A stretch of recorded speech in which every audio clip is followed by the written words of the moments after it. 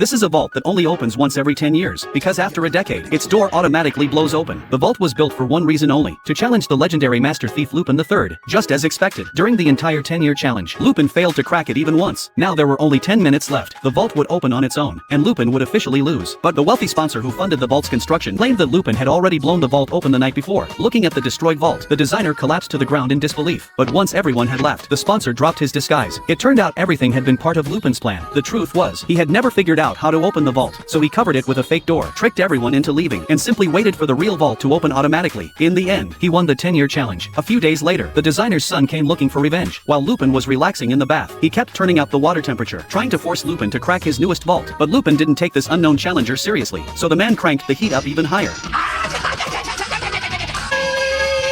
Then he pulled out the strongest pair of handcuffs he had ever invented, and locked Fujiko mine inside them. The only key was hidden inside the vault. If Lupin couldn't open it, Fujiko would stay handcuffed forever. Just then, Lupin managed to escape. Unlocking the handcuffs would have been easy for him, but while he was focused on picking the lock, the man secretly poisoned his drink. The antidote had also been locked inside the vault. Now Lupin had no choice. He had to crack the vault, but to his complete surprise, the so-called vault was actually a gigantic egg, harder than Saitama's bald head. Neither bullets nor blades could leave a scratch on it. The bald inventor smiled confidently, and told everyone there was only one way to open the vault. By now, the poison had already started taking effect. Lupin tried every trick he could think of, but nothing worked. He even began to suspect that it was nothing more than a solid steel ball. The bald man immediately mocked him for giving up. Furious, Lupin shouted, "Then open yourself." In the next second, the giant egg actually opened. No one could believe it. The key to opening the vault was nothing more than a simple voice command.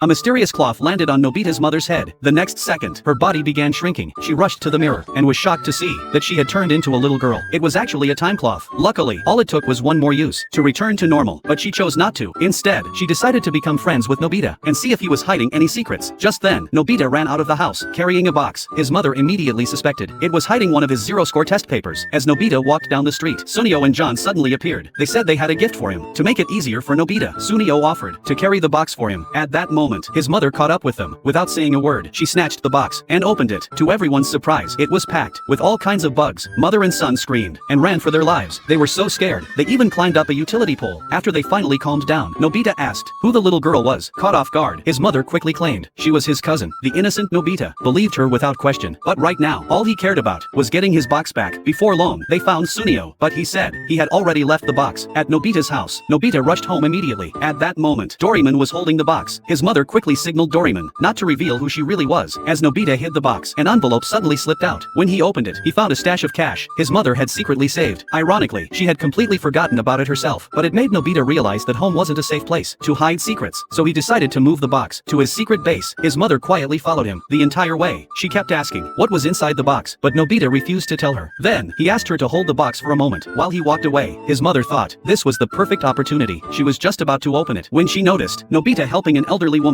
watching her son kindly help a stranger. Her heart softened. Even if the box really contained a zero-score test paper, she decided she wouldn't scold him anymore. With Nobita's help, the elderly woman made it home safely. To thank them, she brought out some snacks. Nobita reached out to grab one, but his mother stopped him. She reminded him to say thank you before accepting anything. After that, Nobita gradually let down his guard. He decided to bring her to his secret base. The two walked along a narrow path until they reached a large tree. They lifted a stone slab beneath it. Another box was hidden underneath. It was filled with Nobita's treasured toys. Nobita decided to share his biggest secret with her, because by now, he completely trusted the little girl. His mother slowly opened the box. Inside was a birthday gift Nobita had secretly prepared for her. Some time ago, she had fallen in love with a beautiful scarf, but she couldn't bring herself to buy it, so Nobita had secretly saved up and bought it for her, planning to surprise her on her birthday. His mother was deeply moved, but just then, a gust of wind blew the scarf away, revealing the zero-score test paper hidden underneath. Every single day, this little bird carried money in its beak and delivered it to the same place. Rain or shine, it never missed a day. At first, Black Jack didn't think much of it, but one day, Pinocchio told him that the bird had already delivered more than $100,000. Curious, Black Jack sprinkled some perfume on the windowsill. By following the scent, he and Pinocchio tracked down the bird's nest. Inside the nest were a male bird and a female bird. The female bird had an injured wing. Black Jack assumed the male bird wanted him to treat her, but strangely, the wound had already been treated. There was even a medicine bottle lying beside the nest. Black Jack picked it up and went to a nearby pharmacy. The pharmacist told him that a newspaper delivery boy had brought the bird in a few days earlier to buy medicine. Blackjack immediately headed to the newspaper office, but the boy had quit his job because he had fallen seriously ill. Blackjack began searching for him. He asked countless people, but no one knew where the boy was. Just as they were about to give up, Blackjack had an idea. Maybe the bird could lead them to him. So they waited quietly beneath the nest. When the bird flew away, they secretly followed it. Before long, they arrived at a small inn, hidden in a remote area. In the last room, they finally found the boy. By then, he was already critically ill. After hearing the whole story, Blackjack immediately decided to operate on him, but the boy said he couldn't afford the surgery. Blackjack smiled. The surgery has already been paid for. The one who paid was the little sparrow you once saved. It turned out that while delivering newspapers, the boy had found an injured sparrow. He spent the last of his money on medicine. Then he carefully treated the bird's wounds every day. Thanks to his care, the sparrow slowly recovered. From that day on, they became inseparable friends. Then one day, the boy suddenly fell ill. The little bird couldn't bear to watch its rescuer suffer. So every day, it searched everywhere for coins, carried them in its beak, and delivered them to Blackjack, hoping he would save the boy. The operation was a complete success. The boy only needed some time to fully recover. But when the bird saw him still lying in bed, it thought he was still sick. So it continued searching for coins, bringing them to Blackjack. One by one, Blackjack tried to tell it that the boy was already fine. But the little bird couldn't understand human words. It simply flew away again, searching for more money. Then one day, while delivering money to Blackjack as usual, the bird was spotted by two thugs. They threw stones at it, trying to knock it down. The little bird did everything it could to escape, but it was still struck by one of the stones. When Blackjack noticed blood on the coins the bird had delivered, he rushed to the nest, but he was too late. The little bird had died from its injuries. Thankfully, the boy made a full recovery. Doryman scraped the dirt from under Nobita's toenails. Then they mixed it with hot water, sealed it inside a missile. The missile was launched into the sky. Moments later, it exploded. The filthy toe grime turned into fine powder. It spread across the entire city. Anyone who breathed in the smelly powder instantly had their IQ reduced to Nobita's level. The next morning, Nobita overslept as usual, but to his surprise, all of his friends were running behind him. Not only that, every student at school was late. Even the teacher walked into the classroom looking completely confused. When it was time to turn in homework, everyone who hadn't finished it was told to stand in the hallway. Of course, Nobita hadn't done his homework either, but then the entire class walked out with him because everyone had forgotten to do their homework, just like Nobita. The teacher was completely dumbfounded. Then the teacher asked Nobita to solve a problem on the board. He had no idea how to do it. Next, the teacher called on Sunio, but Sunio admitted he didn't know the answer either. Even Dekisuji, the smartest student in school, couldn't solve it. To make things even worse, the teacher suddenly realized he couldn't solve it either. When PE class started, every student ran at exactly the same speed. John refused to accept it. He sprinted as hard as he could, but it made absolutely no difference. That afternoon, both the students and the teacher fell asleep during class. The only reason was that Nobita was sleeping soundly. The words on the blackboard even read, "Afternoon class sleeping." After school, Nobita accidentally stepped into a filthy drainage ditch. His friends were about to laugh at him, but one after another, they all slipped into the ditch too. John tried to beat Nobita up, but he suddenly realized he had become just as weak as Nobita. After Nobita got home, he ran into his mom as she was about to go grocery shopping, thinking she was going to scold him. Nobita hurried off to do his homework, but his mom simply said it was fine if he didn't do it. So Nobita went out to buy some ice cream. The shop owner struggled to make change. His math skills had dropped to Nobita's level 2. Only then did Nobita realize how serious the situation had become. He rushed back home in a panic, but when he got there, he found his dad had already come home from work. His father decided that working was too tiring. He would rather stay home and watch TV. On the news, politicians were fast asleep during an important meeting. The news anchor even forgot what he was supposed to report. Traffic lights across the city stopped working. The entire city fell into darkness. The workers at the power plant had all left work early. Meanwhile, Nobita's mom got lost on her way home from grocery shopping. She even managed to lose all the groceries she had bought. Nobita was terrified. He begged Doryman to change everything back to normal, but there was one huge problem. Doryman had already forgotten how to reverse it.